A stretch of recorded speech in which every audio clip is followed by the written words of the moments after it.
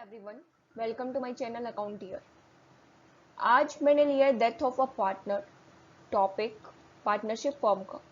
इसमें हम पढ़ेंगे कि अगर पार्टनरशिप फॉर्म में अगर किसी पार्टनर की डेथ हो जाती है तो उसके बाद क्या चेंजेस फॉर्म में आएगी, क्या कैसे हम पे करेंगे उस पार्टनर का ड्यू अमाउंट, एंड क्या क्या हमें करना है, वो सब हमने इस टॉपिक में देखना है। ठीक है, तो डेथ ऑफ पार्टनर जब होता है, डेथ होती है जब किसी पार्टनर की, तो जो भी हम ट्रीटमेंट करते हैं वो वैसा ही होता है जैसे हमने रिटायरमेंट के केस में किया था। रिटायरमेंट जब होता था पार्टनर का, जैसे बुक्स उसमें मेंटेन की थी, वैसे ही अब इस केस में की जाएगी। जब किसी पार्टनर की और डेथ हो जाती है तब पार्टनरशिप एग्रीमेंट ऑटोमेटिकली खत्म हो जाती है। जो भी पार्टनर्स थे इसमें, जो जिस पार्टनर की डेथ हुई है वो भी पार्टनर इन्वॉल्व था एग्रीमेंट में, तो एग्रीमेंट खत्म हो जाएगी, ये न्यू एग्रीमेंट प्रिपेयर होगी। क्योंकि अगर पार्टनर्स, रिमेनिंग पार्टनर्स चाहते हैं कि वो पार्टनरशिप फॉर्म को कंटिन्यू करे, तो वो न्यू एग्रीमेंट बना के कंटिन्यू कर सकते हैं बिजनेस को। ठीक है, डिफरेंस यही है इन दोनों में। डेथ अगर होती है किसी पार्टनर की, या रिटायरमेंट में अगर कोई पार्टनर रिटायर होता है, तो इन दोनों के केसेस में डिफरेंस यही है कि डेथ किसी भी टाइम हो जाती है, मतलब साल में, अकाउंट ईयर के बीच में हो जाती है, किसी भी टाइम। बट यूजुअली जो रिटायरमेंट होता है वो at the last, on the last date होता है। बिजनेस के अकाउंट्स जब क्लोज हो रहे होते हैं तो उसी वक्त होता है रिटायरमेंट। बट डेथ किसी भी टाइम हो जाता है। अब जो भी अमाउंट ड्यू होगी डिसीज्ड पार्टनर की, वो उसके लीगल रिप्रेजेंटेटिव्स को दी जाएगी। जब भी डेथ होगा पार्टनर का, डेथ हुई किसी पार्टनर की, तो उसका जो भी ड्यू अमाउंट होगा, उसका जो भी शेयर होगा रिजर्व्स में, प्रॉफिट्स में, गुडविल में, वो सारी की सारी पेमेंट लीगल रिप्रेजेंटेटिव्स को की जाती है उसकी। तो जब हम डिटरमाइन करेंगे कि कितनी अमाउंट पे ड्यू है डिसीज्ड पार्टनर की तरफ, तो हमें क्या क्या चीजें नोट डाउन करनी है, कैसे कैसे करनी है, वो यहाँ पे देखना है हमने आज। ठीक है, तो अकाउंट प्रिपेयर किया जाएगा, डिसीज्ड पार्टनर का अकाउंट प्रिपेयर किया जाएगा, जिसमें क्रेडिट में आएगा सबसे पहले तो उसका कैपिटल और करंट अकाउंट का जो भी बैलेंस होगा उसको क्रेडिट किया जाएगा उसके अकाउंट में। फिर जो भी अगर उसका इंटरेस्ट बनता है कैपिटल पे, या फिर उसको अगर सैलरी मिलनी थी, कमीशन मिलना था, वो क्रेडिट किया जाएगा।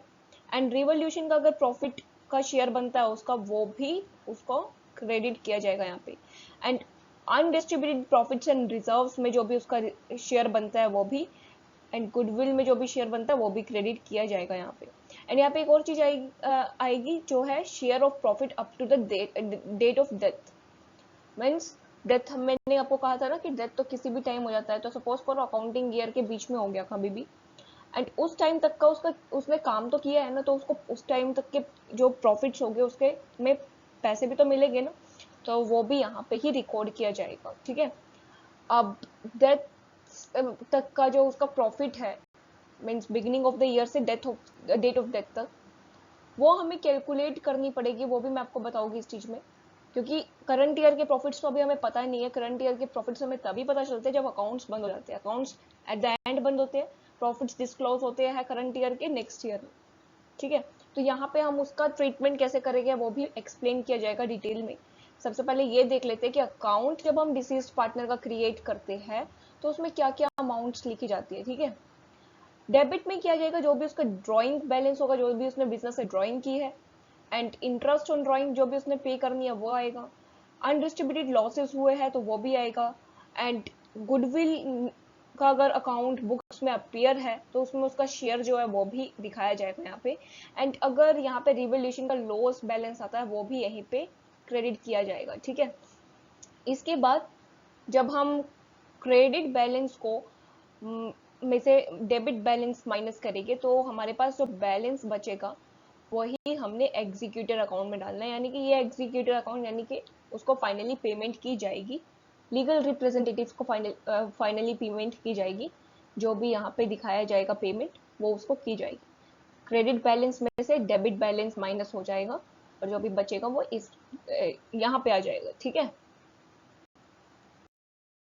अब देखते हैं कि कैसे हम कैलकुलेट करेंगे डिसीज्ड पार्टनर की शेयर ऑफ प्रॉफिट को up to date of death.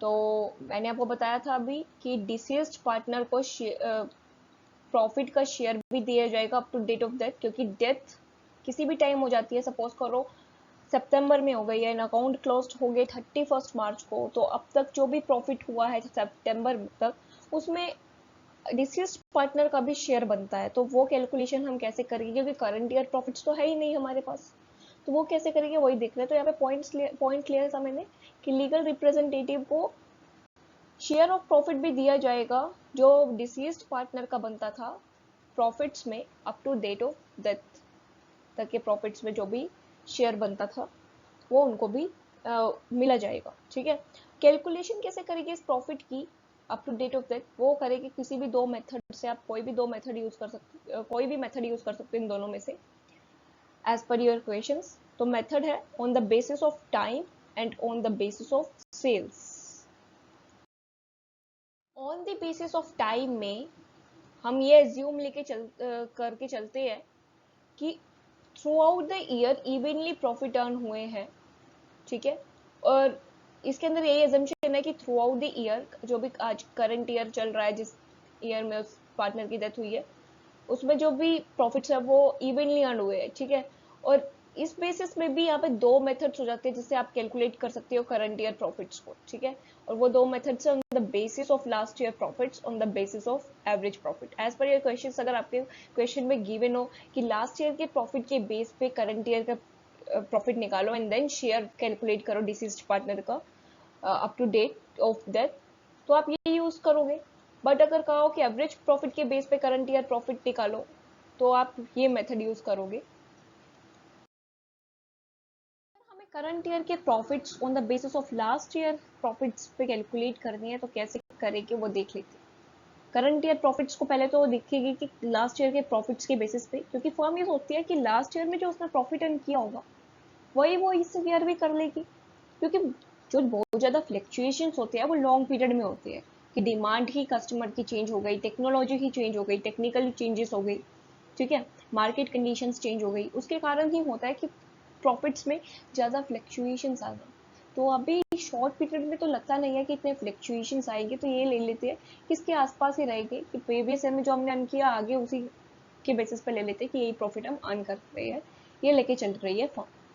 तो हमने निकालना है पीरियड कंसर्न का प्रॉफिट। अब देखो करंट ईयर का प्रॉफिट तो निकाल लिया, सपोज करो प्रीवियस ईयर में हमने 50,000 का प्रॉफिट अर्न किया था, तो करंट ईयर का भी ले लिया 50,000। अब डेथ हुई है सितंबर में, तो 6 मंथ्स के बेसिस पे प्रॉफिट निकाला जाएगा। ठीक है, क्योंकि हमने शेयर देना है डिसीज्ड पार्टनर को up to date of death. तो 6 मंथ्स का क्या प्रॉफिट बनेगा, वो बनेगा 25,000। तो 25,000 के बेसिस पे डिसीज्ड पार्टनर का शेयर कैलकुलेट किया जाएगा एंड ये डिसीज्ड पार्टनर का जो शेयर है उसको एडजस्ट किया जाएगा रिमेनिंग पार्टनर्स के कैपिटल अकाउंट में, उनकी गेनिंग रेशो में। ठीक है, पर अगर ये सिचुएशन तभी होगी कि हम एडजस्ट कर रहे हैं इसको रिमेनिंग पार्टनर में, जब अगर रेशो चेंज हो रही हो, पार्टनर की डेथ के बाद अगर प्रॉफिट रेशो चेंज हो रही है रिमेनिंग पार्टनर्स में, तभी हम ये करेंगे। अदरवाइज अगर रेशो सेम है, रेशो नहीं चेंज हो रही, तो हम profit and loss suspense account को डेबिट करेंगे।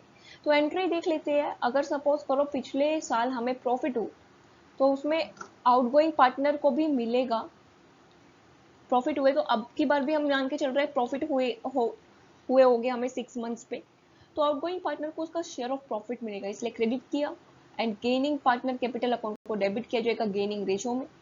ठीक है, एंड अगर सपोज करो हमें लॉस हुआ था प्रीवियस ईयर में, तो अब की बार भी हम ये ले रहे हैं कि हमें लॉस होगा एंड 6 मंथ्स के बेसिस पे जो लॉस था वो आउटगोइंग पार्टनर बियर करेगा, इसलिए उसका अकाउंट भी डेबिट किया गया है and gaining partner capital account को में एडजस्ट किया जाएगा फिर से, तो उसको अब की बार क्रेडिट किए करेगी, क्योंकि आगे जाके उसी ने ही लॉसेस बियर करने हैं।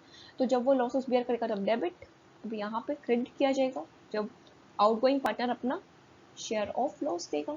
ठीक है, और अगर ये कहा जाए कि करंट ईयर का प्रॉफिट कैलकुलेट करना है एवरेज प्रॉफिट्स के बेसिस पे, तब हम कैसे करेंगे कैलकुलेट, वही हमने अब देखना है। तो इस केस में डिसीज्ड पार्टनर का शेयर हम कैलकुलेट करेंगे on the basis of average profit. वो क्यों कर रहे हैं अब देखते हैं, मैं बताती हूँ। हमने पिछले में किया था कि हम लास्ट ईयर के प्रॉफिट्स पे लेके चल रहे हैं, पर उससे ज्यादा बेटर मेथड है एवरेज प्रॉफिट्स पे लेके चलना, क्योंकि हम लेते हैं कि आज से पहले 5 साल या 4 साल पहले हमने जो अर्न किया है प्रॉफिट, उसका एवरेज ले लेते हैं। हम कहते हैं इतना हम अर्न करेंगे। हम नहीं कह सकते कि लास्ट ईयर में जो प्रॉफिट अर्न किया था हम वही एग्जैक्ट प्रॉफिट अर्न करेंगे, इसलिए वो मेथड अप्रोप्रिएट नहीं है। एवरेज प्रॉफिट मेथड अप्रोप्रिएट है कि हमने देखा कि 4-5 साल से हम नॉर्मली क्या अर्न कर रहे हैं, उसी का ही एवरेज होगा। तो ये ज़्यादा साउंड लगता है ना कि हाँ ये ऐसा तो पॉसिबिलिटी हो सकती है प्रैक्टिकली भी, कि फॉर्म ने 4-5 साल से सपोज करो ऑलमोस्ट 1 लाख के 1,50,000 के अंडर ही कमा रही थी। ये मैं एग्जाम्पशन ले रही हूँ, वैसे इतना कम अमाउंट होता नहीं है प्रॉफिट का, बहुत ज़्यादा होता है, पर हम एग्जाम्पशन लेके चल रहे हैं, ठीक है। तो 4-5 ईयर से 1 लाख और 1,50,000 के बीच में ही है, तो यही लेके चलते हैं ना कि करंट ईयर में भी 1 लाख और 1,50,000 के बीच में ही होगा। तो इसलिए ये अप्रोप्रिएट मेथड है। लास्ट ईयर का एग्जैक्ट अमाउंट हम कैसे रख सकते हैं कि जितना पिछली बार हुआ था उतना ही अब होगा, हम ऐसा नहीं कह सकते। इसलिए ये मेथड ज़्यादा अप्रोप्रिएट है। एंड ये क्वेश्चंस इस बेसिस पे क्वेश्चंस भी ज़्यादा पूछे जाते हैं पेपर में, ठीक है, एग्जाम्स में। तो कैलकुलेशन कैसे करेंगे, सबसे पहले तो हमें अगर गिवन होगा कि हमें 4 या 5 ईयर्स का प्रॉफिट्स लेके चलना है, उसका एवरेज निकालना है, तो सबसे पहले तो टोटल कर लो उन प्रॉफिट्स को, जितने नंबर ऑफ द प्रॉफिट्स को आपको कहा गया एवरेज निकालने को, उनका टोटल कर लो। उसके बाद उसका एवरेज कर लो। सपोज करो आपने 4 ईयर्स का कहा है कि प्रॉफिट्स लेके चलना है, एवरेज प्रॉफिट, तो 4 ईयर्स के प्रॉफिट्स को प्लस करो। अब एवरेज निकालने के divide by 4, number of the year से डिवाइड करना होता है एवरेज प्रॉफिट निकालने के लिए। अब करंट ईयर प्रॉफिट जो होगा वो आ जाएगा आपका, जब आप एवरेज प्रॉफिट कैलकुलेट करेंगे उसके बेसिस पे कंसर्न्ड पीरियड का प्रॉफिट निकालोगे। सपोज करो कि करंट ईयर में सितंबर में उसकी डेथ हो जाती है, डेथ पार्टनर की, एक पार्टनर की डेथ हो जाती है, तो 6 मंथ्स का प्रॉफिट में उसका शेयर बनता है डिसीज्ड पार्टनर का। तो इसलिए आपको सबसे पहले करंट ईयर प्रॉफिट जो आपने एवरेज प्रॉफिट से कैलकुलेट किए हैं, उससे आप 6 मंथ्स के बेसिस पे निकाल लो। सपोज करो आपका एवरेज प्रॉफिट निकला है 1 लाख, ठीक है। अब 1 लाख का हाफ क्या होगा, मतलब आपने 6 मंथ्स के बेसिस पे लेना है ना, तो 6 मंथ्स का क्या होगा 50,000। अब 50,000 पे देखो डिसीज्ड पार्टनर का शेयर ऑफ प्रॉफिट क्या है, एंड वो उसको दिया जाएगा। तो on the basis of time topic खत्म हो गया है, जिसके बेसिस पे हमने करंट ईयर प्रॉफिट निकाला था, जिसमें हमने लास्ट ईयर प्रॉफिट्स लिए थे, एवरेज प्रॉफिट्स लिए थे। अब हम देखेंगे on the basis of sales लेके हम कैसे करंट ईयर प्रॉफिट्स को कैलकुलेट करते हैं। यहाँ पे हमें प्रॉफिट्स भी लेने होते हैं एंड सेल्स भी लेनी होती है लास्ट ईयर की।